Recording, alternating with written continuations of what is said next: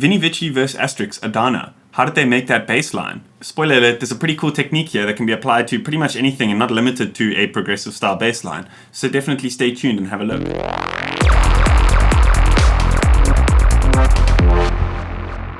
Boom! What's up, YouTube? So a question that comes up quite often on my channel is people asking me to recreate the Vini Vici bass line, and I stumbled on a post in a forum which discussed a very interesting technique. I'm not going to take credit for this because I didn't discover this. I'm going on what Colin from OOOD said. If you don't know OOOD's music, they've been making Psytrance for a heck of a long time, so I'm not going to take credit for this. So the original post in the forum mentioned the fact that the frequency response of the bass line in the Vini Vici and Astrix track was a bit irregular. So generally speaking, in a bass line, the elements are tuned to a sort of standard pitch. All the oscillators are kind of oscillating in the same frequency. Something that was picked up here is that the lowest fundamental of the frequency response was not on the same pitch as the other harmonics. And this is pretty interesting because when you listen to Astrix's newer tracks and a lot of Vini Vici's tracks, the bass has a lot of presence and a lot of tone that you don't necessarily hear, but you feel it in the low range. And I'm pretty sure this is the technique that they're using to achieve that sound or that style. And one of the comments was from Colin from OOOD, and he explained a technique to get this going without the issues of, phasing, and it's not sort of layering in terms of EQing things in different frequency bands and stuff like that. It's actually pretty simple, and it uses a common known technique in audio engineering called phase cancellation. And the idea is that if you have a sine wave and the inverse sine wave playing at the same frequency at the same time, they'll cancel each other out. So let's dive into Cubase. For this tutorial, I'm going to be using Sylenth. The reason being is that for this technique, you need 3 oscillators. And the problem with Serum is that you've got full control over 2 of the oscillators, but the third one doesn't allow you to lock the phase. So you can't actually get this technique going with Serum. And I also struggled a little bit getting it going with Spire because of the fact that you can't just invert the oscillator shape. So I digress. Anyway, if you've got Sylenth, open it up and you can follow along with what I'm doing in this tutorial. So let's go ahead here and go preset clear. So we're initializing the preset. All the parameters have been cleared and everything is set back to 0. So the idea here is in part A, we want to generate just a regular saw wave and we want to turn the stereo down. And then oscillator A2, we want to also turn the stereo down. We want to turn the voices up to 1 so that it's actually engaging. We want to leave this at a sine wave, but here we want to click invert. So you'll immediately notice a lot less low end coming through in that saw wave. So let's open up a frequency graph and have a look at what's actually going on in the sound.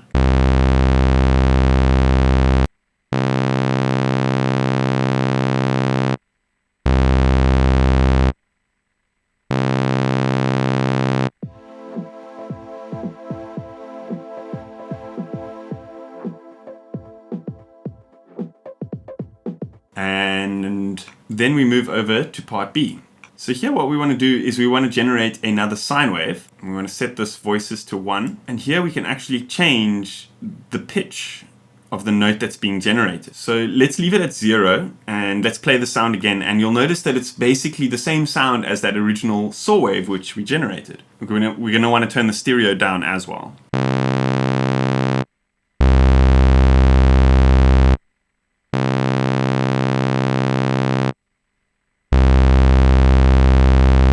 So this is a pretty cool sound design technique because now not only do we have individual volume control over that first harmonic and the other harmonics, but we can also do things like shift the pitch of that first harmonic to create the effect that Vini Vici and Astrix used in the Adhana track.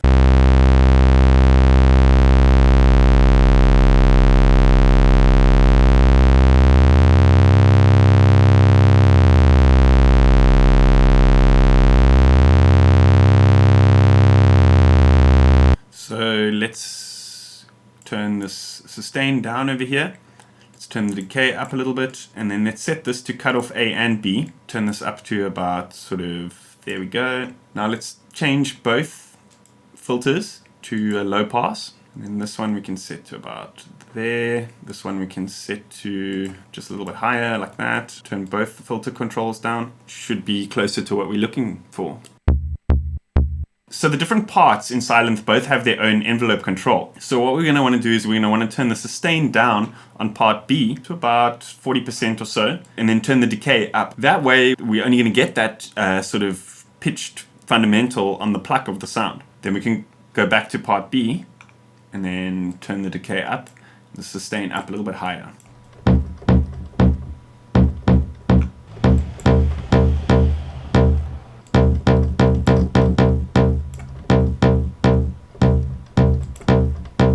And then the effect is something like this.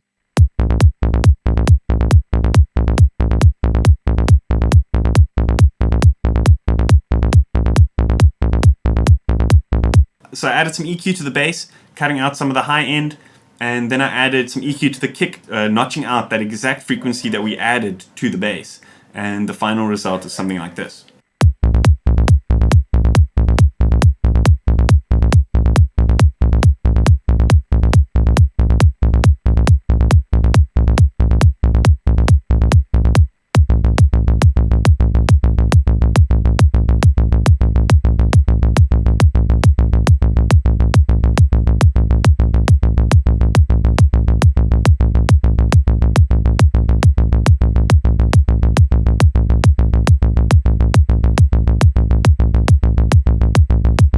Awesome. I hope you guys enjoyed that. Let me know what you guys think in the comments. A big thanks to IDM Mag, proud supporters of the dance music scene and my channel.